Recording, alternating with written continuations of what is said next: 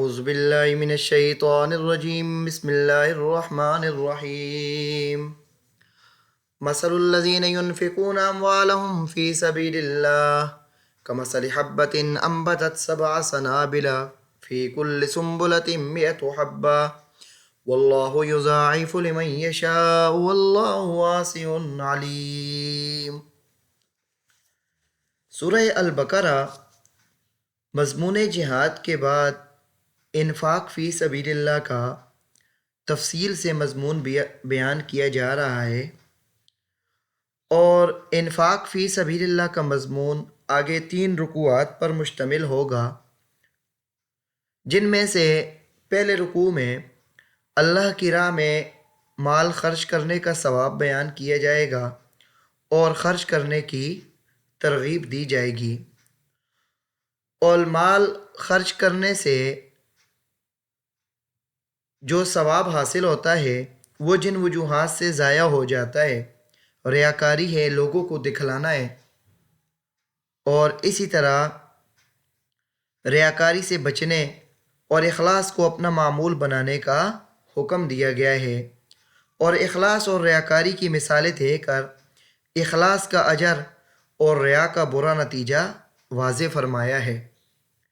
دوسرے رکوع میں حکم دیا گیا ہے کہ حلال اور طیب مال اللہ کے راستے میں خرچ کرو، برے طریقے سے حرام مال جو حاصل کیا گیا ہے اس کو اللہ کے راستے میں خرچ نہیں کرنا۔ اور تیسرے رکوع میں انفاق بطور قرض کی ایک مذموم اور بری جو قبیح لوگوں میں ایک صورت ہے اس کے ناجائز ہونے کو بیان کیا گیا ہے۔ پہلے رکوع کے اندر انفاق فی سبیل اللہ کی ترغیب دی جائے گی اور اس کا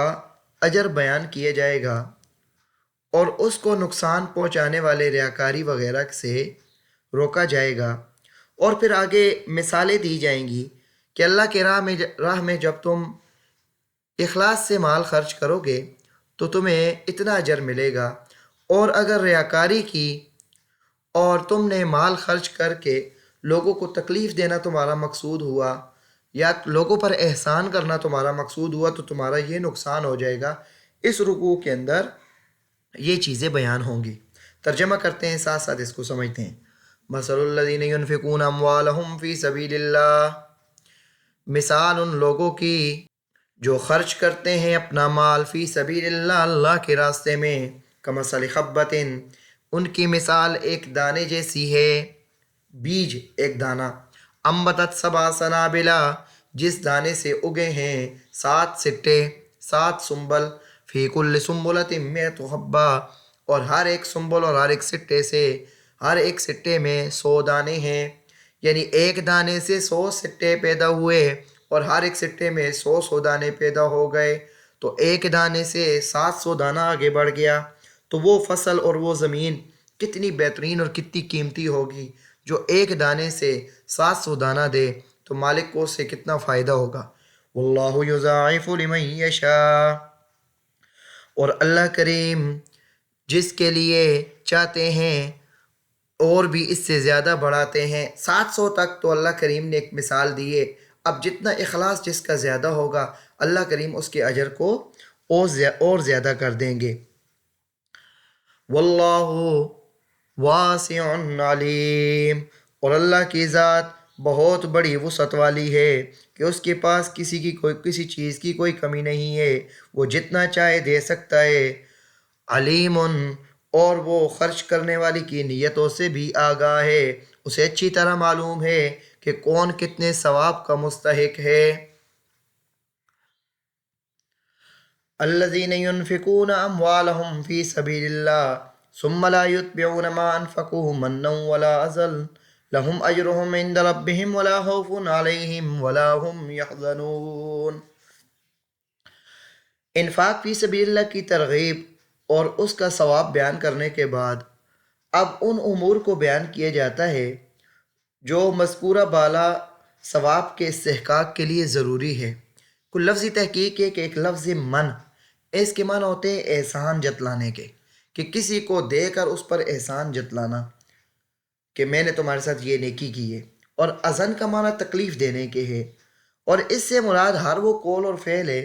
جس کو خیرات دی جا رہی ہے اس کو تکلیف پہنچے۔ مثلا کوئی بندہ مانگنے والا آیا ہے تو مجبور ہے، تو وہ مانگتا ہے تو کہتا ہے تو لڑائی پر ہی تول گیا ہے، چمٹ ہی گیا ہے، چھوڑتا ہی نہیں ہے، کیسا اٹا کٹا ہے، کماتا کیوں نہیں۔ یہ ساری چیزیں جو ہیں یہ اعضاء کے اندر داخل ہیں، لیکن جو احسان جتلانا ہے وہ بھی اس میں شامل ہے۔ اس کو علیحدہ طور پر اس لیے بیان کیا کہ احسان جتلانے کی بیماری بہت زیادہ عام ہے کہ کسی کو کوئی چیز دے دی، تحفہ دے دیا، یا اللہ کے راستے میں مال خرچ کرنا نیت تھا تو لوگوں کو یاد کرانا ہے تو ہمارے مالوں سے پلے ہوئے ہو اور ہمارے ہی سامنے کیا ہے باتیں کرتے ہو، یعنی ایسی باتیں کہ جس سے کیا ہو دوسروں کو احسان جتلانا مقصود ہے۔ تو مقصد کیا ہے کہ جب مال اللہ کے راستے میں دینا ہے، اللہ کی رضا حاصل کرنے کے لیے دینا ہے، تو بندوں سے نہ کوئی امید رکھنی ہے، نہ بندوں پر کوئی احسان کرنا ہے، نہ بندوں کو کوئی تکلیف دینی ہے۔ یہ مقصد ہے کہ صرف اللہ اور کچھ بھی مقصد نہیں۔ الذین ينفقون اموالهم فی سبیل اللہ، وہ لوگ جو اپنے مالوں کو خرچ کرتے ہیں اللہ کے راستے میں، ثم لا یتبعون ما انفقوا، پھر خرچ کرنے کے بعد نہ احسان رکھتے ہیں، منّا ولا اذی، نہ احسان رکھتے ہیں اور نہ تکلیف دیتے ہیں، نہ ستاتے ہیں، لہم اجرہم عند ربہم، ان کے لیے ان کا جو ثواب ہے ان کے رب کے یہاں ہے، ان کا ثواب جو ہے وہ ان کے رب کے ہاں موجود ہے۔ ولا خوف علیہم ولا هم یحزنون، اور ایک اس سے بھی بڑا انعام، تو جو اللہ کی رضا تلاش کرے گا تو اس دن کا جو قبر قیامت کی خوف ہے، ڈر ہے، قیامت کے دن کا خوف ہے، اللہ کے سامنے حساب کتاب دینا ہے، وہاں پر مشکلیں ہیں، پلسرات ہے، تو وہ جو خوف ہوگا نا وہ بھی ختم ہو جائے گا، ادھر ایسے پھرے گا جیسے سکون کے اندر وہ کیا ہے پہنچ گیا ہے۔ ولا خوف علیہم، نہ ڈر ہے ان پر، ولا هم یحزنون، اور نہ ہی ان کو کیا ہے کوئی خوف ہوگا اور نہ وہ غمگین ہوں گے۔ یعنی جو لوگ صدقہ کرنے کے بعد نہ احسان جتلاتے ہیں اور نہ ہی کسی اور طریقے سے سائل کو تکلیف دیتے ہیں، صدقہ اور خیرات کا ثواب صرف انہی لوگوں کو ملتا ہے، کیونکہ من اور اذی دونوں ایسی برائیاں ہیں کہ ان کی وجہ سے صدقہ اللہ کی رضا کے لیے نہیں رہتا، اس لیے صدقہ باطل ہو جاتا ہے اور اللہ کے یہاں سے اس کا کوئی اجر و ثواب نہیں ملتا۔ قول معروف ومغفرۃ خیر من صدقۃ یتبعها اذی واللہ غنی حلیم۔ قول معروف، نرمی سے جواب دے دینا جو مانگ رہا ہے اس کو، ومغفرۃ یا درگزر کر دینا، بہتر ہے من صدقۃ، اس صدقے سے، یتبعها اذی، جس کے صدقہ دینے کے بعد جس میں تکلیفیں ہوں، جس میں لوگوں کو احسان جتلانا ہو یا جس میں لوگوں کو تکلیف دینی ہو۔ واللہ غنی حلیم، اور اللہ کی ذات غنی بے پرواہ ہے، حلیم نہایت تحمل والا ہے، تسلی سے سارے کام کرتا ہے، جلدی میں کوئی کام نہیں کرتا۔ قول معروف سے مراد یہ ہے کہ سائل کو نرمی سے ٹال دینا، اور مغفرت سے مراد یہ ہے کہ اگر سائل درستی سے پیش آئے تو اس سے درگزر کیا جائے اور ناشائستہ الفاظ استعمال نہ کیے جائیں، جیسے تفسیر المعانی میں ای کلام جمیل یرد بے سائل مثلا یرحمکم اللہ،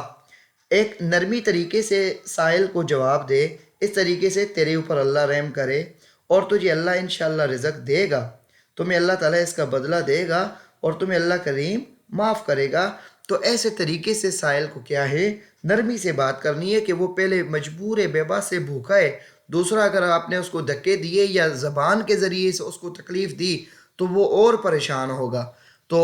اللہ کی طرف سے اس کے اوپر امتحان آیا ہے کہ وہ غریب ہے، مسکین ہے، محتاج ہے، یتیم ہے، تو تم نے ایک اچھے طریقے سے اس کو ٹالنا ہے یا اچھے طریقے سے اس سے معذرت کرنی ہے کہ اس کا دل نہ دکھے، کیونکہ کل اللہ کے سامنے وہ پیش ہوگا تو تمہارا وہاں پر